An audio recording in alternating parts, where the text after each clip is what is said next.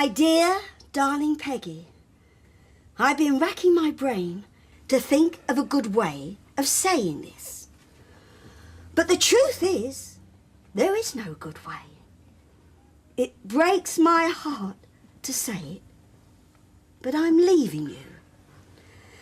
Perhaps there's a small part of you that is aware that no matter how hard I've tried, I've never quite been able to stop myself loving Pat. Oh, Pat and Frank's relationship was complicated, to say the least. Frank loved Pat from the moment that he saw her win Miss Butlin when she was about 17.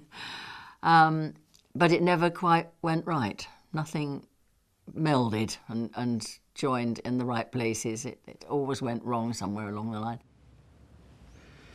Over a year I waited for you to come back. A year of stomach-churning worry, of sleepless nights, of having to face people out there, knowing that they were talking about me. I scrubbed people's floors. I cleaned their toilets. I worked 14 hours a day to keep this place going and to put food on the table, not for me. Oh, no. I could have quite happily done a runner and all. They couldn't live with each other. They couldn't live without each other. In fact, I remember John York, head of series, and Tony Jordan, writer-producer, saying to me once that they felt that the only real love story in EastEnders was Pat and Frank. I had no reason to expect that you hadn't found someone else. Of course you needed a friend. Someone to talk to, someone to take you out now and again. Like you said, it's been nearly 2 years. It hasn't crossed my mind, but there you go, that's me on it. It doesn't have to make a difference. I'm back now. And doesn't matter what he thinks or anybody else thinks, I know you still love me. When he came back, Pat had married Roy. And for whatever that was, it was security. I don't think it was the greatest love in the world. It was a pity because Tony Cornter is a lovely man. And so Frank got his feet under the table with Peggy. Now, are you sure you haven't forgotten anything? No, I don't think so. A coffee table, kitchen sink, picture of the Queen and the Wrens. Are you taking the mickey? No, I'm just checking, that's all. No, it's Terry and I who meeting us over here. He didn't say, darling. Well, don't you think you better phone them? I mean, there's only 4 of us and we could all share the same cat. Jawohl, mein Führer. They went off to the sun, and we know what happens when you're in the sun. Get a bit hot under the collar. This was a place of retreat, of sunshine, of happiness, and the fact that she could prove to herself that actually she was better than Peggy. What is he talking about? I'm talking about life. The rods that we forged to beat ourselves up with. I mean, like you and Pat. Who knows where you'd be now if you just accepted what you had and hadn't aspired for something else, like Peggy. I think you've said enough, Belle. I've heard enough. I think we're going inside, yeah? So, they ended up in bed. I know I've missed you, babe. I know. I suppose we'd better get up before the others get back. No. Come on, 5 more minutes, please. In order to get us all in this tiny little bedroom, although it had a sort of small double bed, the cameraman had to be in the lavatory, standing on the lavatory mat with the door open. The sound man had to get round him and between his legs or whatever, because this is so tiny. So of course we started off laughing. That was which was good. And well, what can I say? It went from there.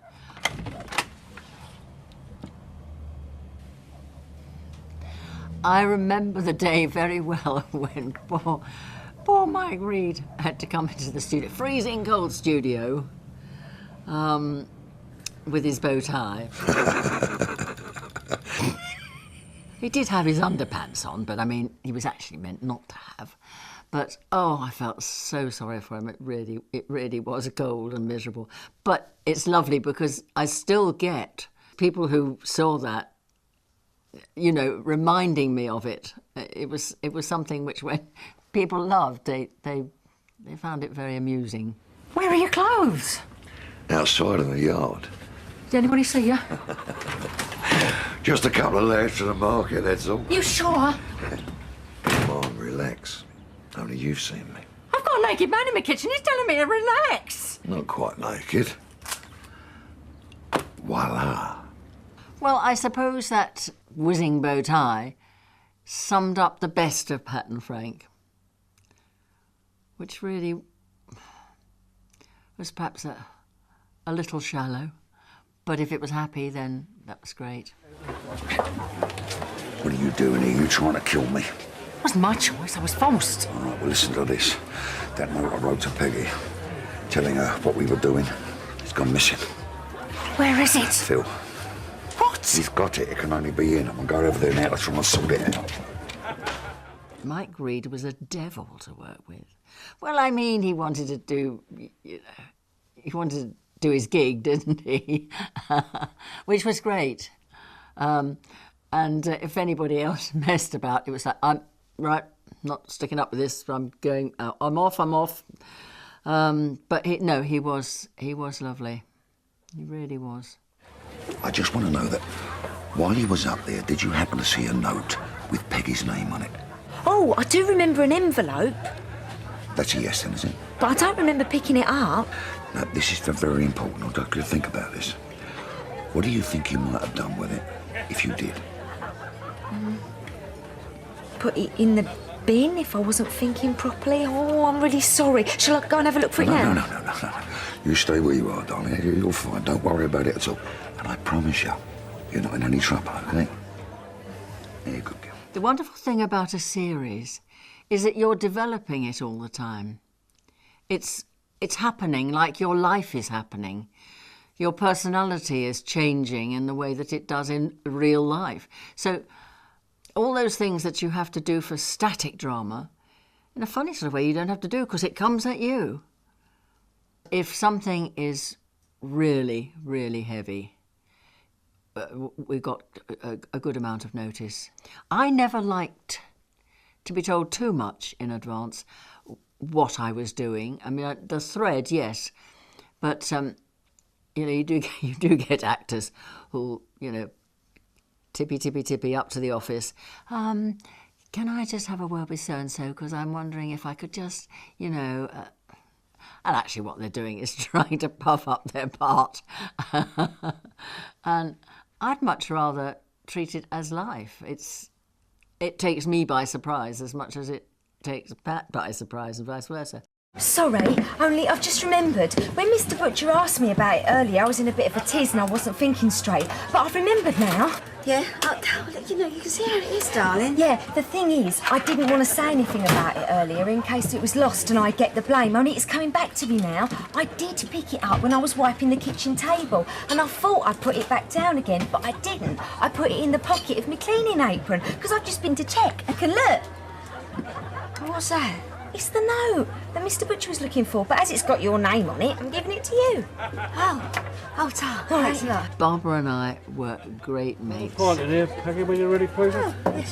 She was a doll, absolute doll. Barbara and I were very similar in that we didn't want to not get a slap right by pulling back. We both said, I'd rather have a hit than it looks naff. And I said, if you want to, give me one, just do it. So in the pub, she read the letter. She turned to Frank. She gave him a whack. She turned to me and gave me a whack, which was a whack. And all I could think of was not, whoops. It was, my earring's just come off. I don't know where it is, and it's going to bugger up the continuity. So I was sort of, it's a ridiculous thing to be thinking at that point. You know, what about the continuity?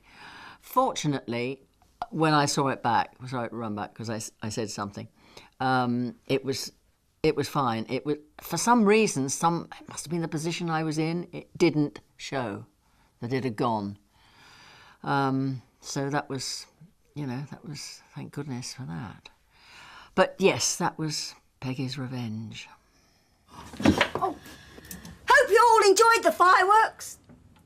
Good night. I think Pat had some sort of strange idea of roses and hearts and silly woman. I think she probably thought, what are you doing? You've got security here. You've got a man who loves you, who's kind. Perhaps we should think about redecorating in here. Who's understanding. I've lost count of the times I've said this to you, Roy. Who's gentle. I really don't deserve you. And so she assumed. She assumed that going back to Roy would be fine. Right. This is year zero, yeah? No more lies, no more deceit. And if we're unhappy about something, we come right out and say it, yes? There's no bottling it up. No. Right. I'll start. I don't like your earrings. I beg your pardon? None of them. I never have.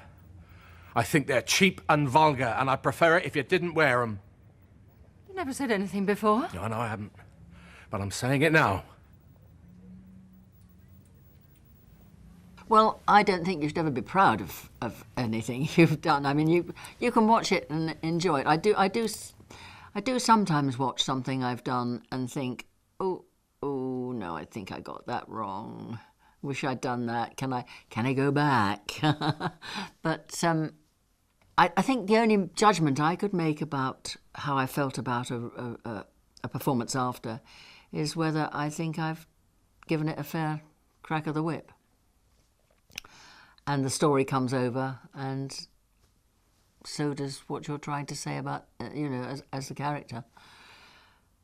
I think probably the Bonfire Night this episode, is one that worked beautifully, but then I thought that Mike and Barbara gave cracking performances in those. I really did. So I was able to just sit back and watch them and not have to think about me, if you see what I mean. I mean, I wasn't in the way, but I was so concentrated on them, which was, I think they were fantastic. Hey! Hey! I'm sorry!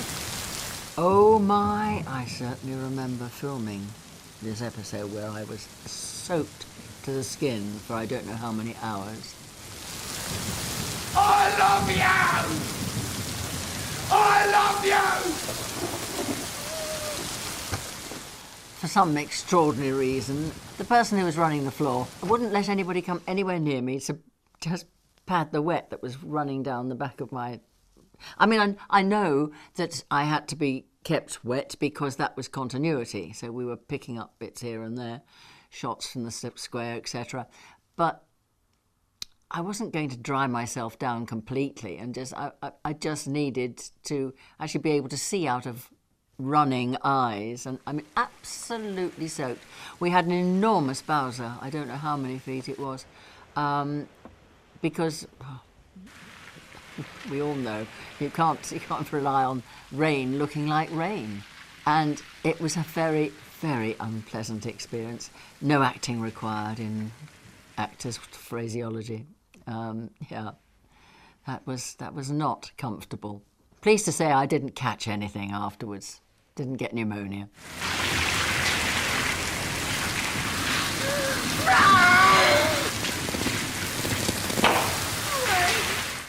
I wonder if I miss Pat. I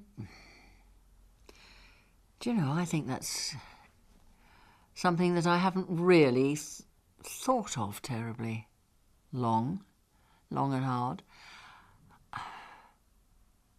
I think I'm pleased, in a sense, to have unburdened myself of Pat. Not for a reason of not liking playing it. I perhaps just needed not to be playing it. And I wasn't living with the character. I mean, I wasn't, in no way was the character impinging on my life. But I think I needed a break from it. And I didn't have a break soon enough, unfortunately. Somebody said to me when I left, "Go on, off you go, go and have a few weeks, a few months in the sun." And that was the last thing I wanted. Anyway, it was quite demanding. After, that's when somebody's trying to get hold of you, or people are, thank you very much, God, of offering you things, and you need to be around. So I kept putting it off, and I didn't mourn her as I should have done. But never mind, I can always put iPlayer on and say hello.